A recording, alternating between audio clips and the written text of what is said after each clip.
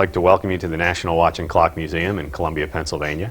The National Watch and Clock Museum has been in Columbia for 30 years. It's on the campus of the National Association of Watch and Clock Collectors, which includes our research and library, as well as our School of Horology, where we teach watch and clock making here in Columbia. We have over 10,000 objects in the museum collection.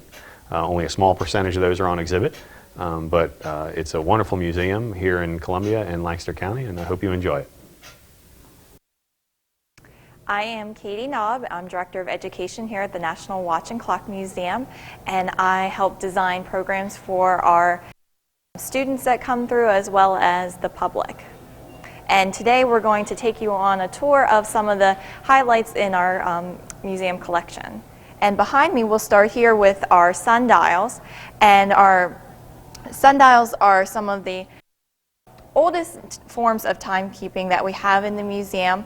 Of course, people during this period were only interested in knowing the time of day, not exactly that they had an appointment at, say, 5 o'clock in the evening. They just wanted to know morning, afternoon, versus an actual time. And these are some great examples of some early sundials. In addition to sundials, another ancient form of timekeeping was the water clock, or the clepsydra. And the clepsydra was a device that was used not only in ancient Egypt but also in ancient China. A clepsydra would be filled with water, and as the water flowed out through the hole near the bottom, there would be rings around the vessel, and it would provide a means to measure how much time had passed by observing where the water level was at in the vessel. And if you ever have heard the phrase, "don't muddy the water," it actually came from clepsydras, which were used to give politicians at the time a way of measuring how long they were allowed to speak.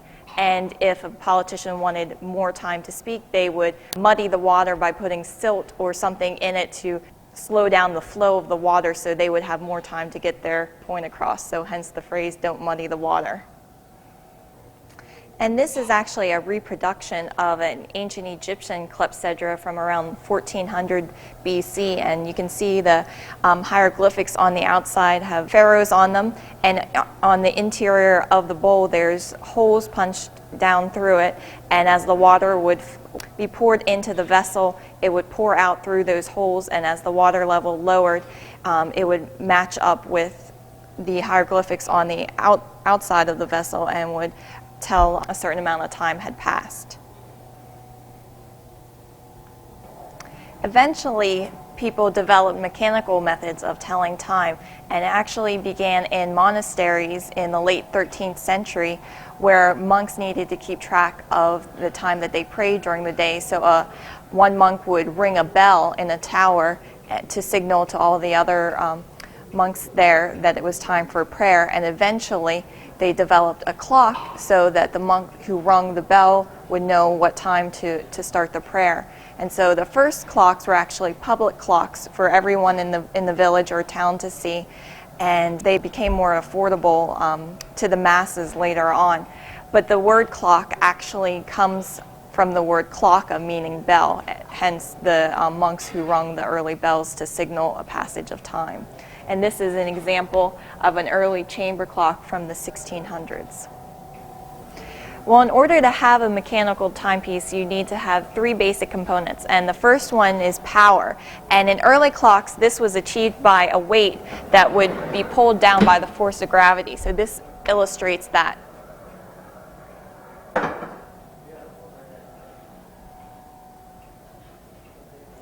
The second component would be something to control the force, and that would be controlled through the gears in the actual clock. It would control how the force or the power was released.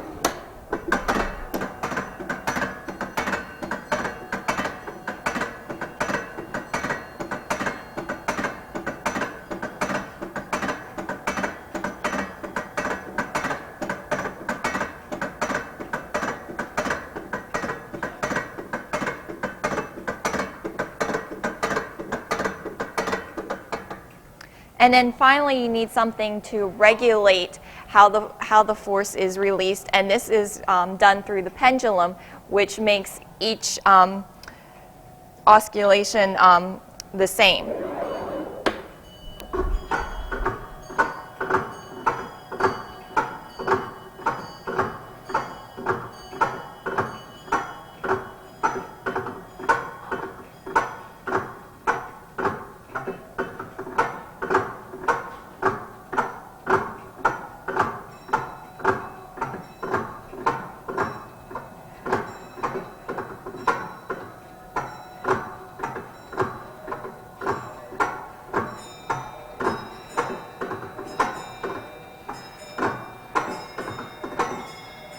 So if you have those three parts, then you have your three basic components of a mechanical clock. While the first clocks were for public, soon courts and kings and queens decided that they wanted their own types of clocks. So a clock like this, a table clock, would have been made for someone in court. This one is from the 1570s in Germany. Clockmaking developed in the United States after 1775. Prior to this time, if you wanted a clock in your home, you would have purchased it in Europe and had it brought over. And these are some fine examples of some of our European clocks, including an Italian one and also one from England. Clocks were probably the most expensive item you had in your home, and only the very wealthy would have been able to afford clocks such as these. Clockmaking required the skills of many craftsmen. It not only required the clockmaker himself, who just made the movement or the works of the clock, but we also required the skill of a case maker, a carpenter, a dial maker to make the dial face, required a dial painter to paint the dial, possibly metal workers to create the hands and the finials of a clock. So a lot of skills went into the production of just one clock. And when you bought your clock back in the 17 or 1800s, you just bought the movement, and then you would have a case made for it at a later date. This is our 19th century tall case clock gallery, and clocks in the 19th century were not only more decorative in the case style, but also in the dials. Many were intricately painted and had moon and sun dials, sun faces on them as well. Some had rocking ships at the top. And many of the examples that you see here are actually from the eastern part of Pennsylvania, as Pennsylvania was one of the major centers for clockmaking in this time in history. So we have examples of Lancaster County, Chester County, Philadelphia area, many fine clockmakers. Simon Willard was from a prominent clockmaking family in Massachusetts, and he wanted to develop a clock that the masses could afford, or at least the middle class. So what he ended up developing was called the Simon Willard patented timepiece, which we know today as the banjo clock. And the banjo clock basically shrunk the tall case clock and required less materials, making it more affordable for everyone. And he patented his design, but of course many others went on his success and had different versions of his clock. Another important clockmaker in the history of clockmaking in America was Eli Terry. And Terry developed interchangeable parts, which was the key to making clocks available to the masses. And what he was able to do was develop a factory system, and this was at the same time that they were producing interchangeable parts for guns during the Revolutionary War. Eli Terry then took that same type of technology and applied it to clockmaking, and in doing so was able to make the clock more affordable and churn out clocks by the thousands. And then these clocks were then taken all over the country through peddlers and peddled in the South and in the West, so everyone was able to afford a clock. Terry's style of clock became known as the pillar and scroll for the pillars on the side and the scroll work at the top of the clock.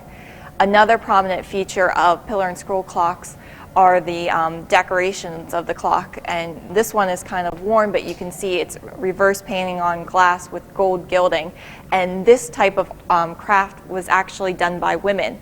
Up until this point, we really don't see a lot of women involved in clockmaking, but at this time, this is something that the women got into, and actually families would send off one of their daughters to a clockmaker to live for a year, and her whole job was to produce these glass paintings by the hundreds, and her family would have a contract that she would earn so much money for each painting that she completed.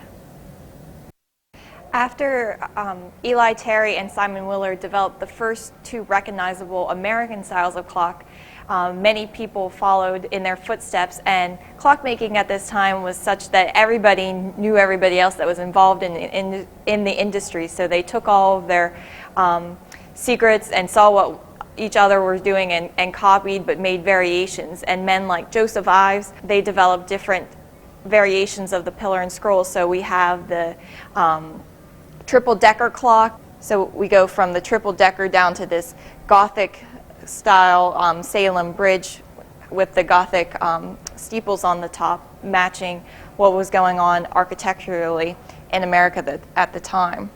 Some other recognizable clocks names are the beehive clock and the steeple shelf clock, obviously named after their shapes. And as clocks moved from imitating the styles of furniture, they actually became part of the furniture. And this is a wonderful example of a desk from the 1820s that the clock part was built by Joseph Ives. It does have the reverse painting on glass as well as the looking glass, or what we call a mirror today. It was very popular to use in clocks. It's a beautiful piece. Asian countries didn't adopt Western timekeeping until the late 1800s, and they, up until that point, operated on a very different system of timekeeping that used variable hours. And these clocks that you see on the wall are examples of Japanese stick clocks. And a Japanese day was about 6 hours long, but their hour varied by the time of year. And so what they would do on their clocks would be move their hour numbers closer together or further apart depending on the time of the year it was. And in this case we have some examples of incense clocks. The large dragon clock down at the bottom would operate by having a piece of string stretch across the back of the dragon, and the small metal balls would hang off of the string, and a piece of incense would be placed in the dragon's mouth and lit, and as the incense burned, it would burn the stick down, and the balls would be placed at certain increments on the length of the dragon, and as these balls would drop when the string burnt, it would signal a passage of time. The Chinese also used another type of incense clock where the incense was down inside the timepiece but would move up through the holes or characters that were at the top of the timepiece, and as they moved up through, the way the smoke signaled would signal a passage of time. This section highlights our European clocks, and these clocks are all from the 19th century as well, but compared to American clocks at the time, these are much more ornate and use more expensive materials. At this time, the European clockmakers were still using the old guild system and not going to the interchangeable parts in mass production, so each clock was still made by hand. In the 19th century, railroads and timekeeping were interconnected. The railroad companies needed accurate timekeeping to ensure that the schedules didn't overlap and train wrecks occur. At this time, time zones did not exist, and each town would keep its own local time with noon when the sun was directly overhead. And this created a problem for the railroads to keep their schedules on time. So in October of 1883, the railroad developed the standard time zones which we have today. In addition to this, the railroad needed accurate watches that would enable the conductors to have an accurate measure of time, and so this really forced the watchmaking industry to develop an accurate watch, which up until this point they weren't as concerned with. In the 19th century, watchmaking became a factory system, and the machinery that you see here were used to actually make the watch parts. And some major advancements took place in the watchmaking industry, such as the automatic screw cutting machine. Up until that point, all the parts would have had to have been handmade, and this enabled parts to be made, mass-produced, and watches were then able to be assembled by mass production. And the watch industry was one of the best industries to work in as a factory at this time, because to assemble a watch you had to have the area be dust-free and could get into the watch part itself. So the factory was kept very clean and the air was very clean. So unlike the textile industry in New England, this was a very safe environment for you to work in, and also a very good environment for women at the time, because their smaller fingers enabled them to put the watch pieces together better and quicker than men could. American watches were basically, when they were mass-produced, were all the same size and style, even if they were different companies. And this compared to the European watches at the time, which, like their clocks, were still produced by the guild system. So they differed in size and also in style, with many acting as almost an artwork in the design of it, while the Americans were much more simplistic in their design and style. These European watches here show the artistry of the craft guilds in Europe, and you can see the intricate details in them, and the enamel work just makes them not only nice timepieces but gorgeous works of art. Watchmaking has another local connection to Pennsylvania, and this is examples from the Dudley Watch Company, which was also in Lancaster. Mr. Dudley was actually a former employee of Hamilton Watch Company and developed his own watch company. He was very interested in the Freemasonry and developed a watch just for the Masons. So in the watch itself, you can see some of the details and the symbols found in Freemasonry. Well, at the turn of the 20th century, if you wanted to buy a watch, you would come into a jewelry shop for that purpose, and much like a cell phone store today, you would not only buy the watch, but you would buy the accessories you would need for it. So you would pick out the watch that you would want, and then pick out what case you would want, as well as a watch chain perhaps, and a watch stand holder to place the watch on when you weren't wearing it. Another item that you could purchase in the jewelry shop would be a clock for your kitchen, like the clocks that you see above the cases here. Most people at this time would have had a clock in their home already, most likely in their living room, so the next logical place would be to have a clock in your kitchen, and these were commonly referred to as kitchen clocks. Well, today's ships use radar or satellite radio to find their location, but before that, sailors relied on a mechanical timepiece to find their longitude. And these are some examples of some marine chronometers. And the marine chronometer was actually developed by John Harrison, who was an English carpenter, and he developed a chronometer that would keep accurate time on board a rocking ship. And by doing so, he had won the English prize for finding longitude in the late 1700s. Tower clocks were the first types of public clocks, but by the 19th century they were installed in most towns across America, and most recognizably you'll find them in government buildings, schools, or churches. And these are some great examples of the mechanisms of the inside of a tower clock. And the most famous tower clock that's probably known is the Parliament building in England, which is Big Ben. But Big Ben actually refers to the bell inside the clock and not the tower clock itself.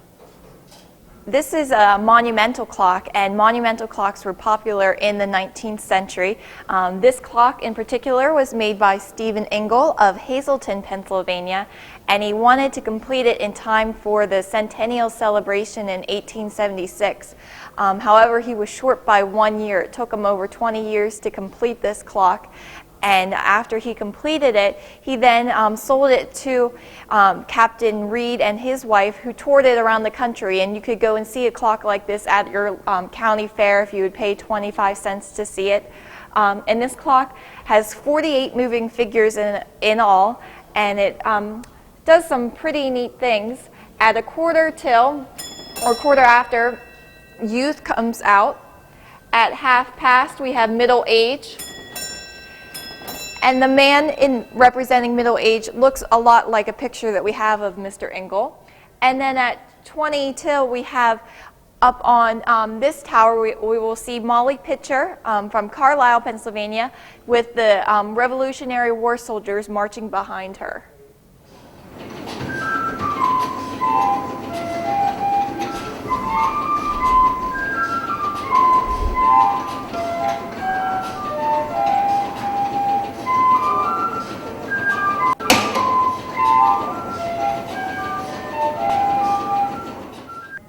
And these are some examples of our novelty clocks. Novelty clocks were actually more made to entertain and amuse viewers than to keep track of time. And they often performed a unique function that made them fun to watch. A lot of people might recognize the dog with the wagging tail or the cat with its wagging tail. And we also have on display here a mold which you would use to make one of these clocks. And travelers have always needed a way to keep track of time, and you can see some examples here of some car clocks. Of course, you needed them in your car. Before cars, there were carriage clocks, but here are some great examples of some early car clocks that we have in our collection. And just like clocks at sea, clocks in the sky were needed for pilots to keep track of where they were. And here we have some early examples of aircraft clocks. And now we've led up to the most modern timepiece, the wristwatch. And in 19th century, men would carry their watch in their pocket of their vest, but after World War I, the soldiers adopted a wristwatch because it was easier to tell time when you were in the trenches, and they carried that through when they came home from the war. And also popular sports like bicycling and golfing and race car driving made wearing a wristwatch more fashionable, and men began to wear it on their wrist instead of in their vest. And right now we have this special exhibit on presidential timepieces, and we have George Washington's pocket watch right here. And in this space we have rotating exhibits every year, which highlights different elements of time and timekeeping. We also pay tribute to our local Hamilton Watch Company that was based here in Lancaster County. It was actually the last American watch company in existence up until the late 1970s, early 1980s. And we have many items from their collection, including their archives here at the museum.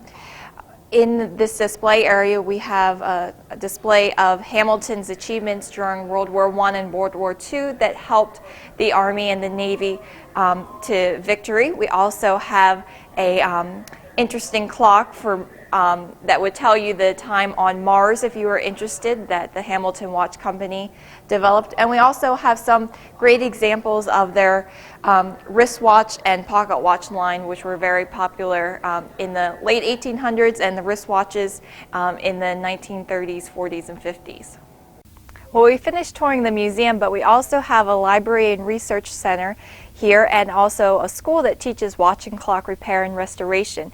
Here in the library and archives, we have over 20,000 books and periodicals related to time and timekeeping, and you can come here, and if you have a favorite clock or watch in your home that you want to learn more about, you're welcome to bring it here and learn a little bit more about it and see if you can discover something new about something you have in your house.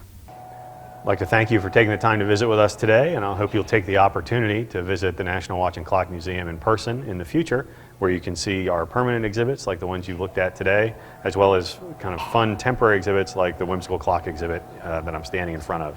So thank you again for visiting us, and we hope to see you here soon.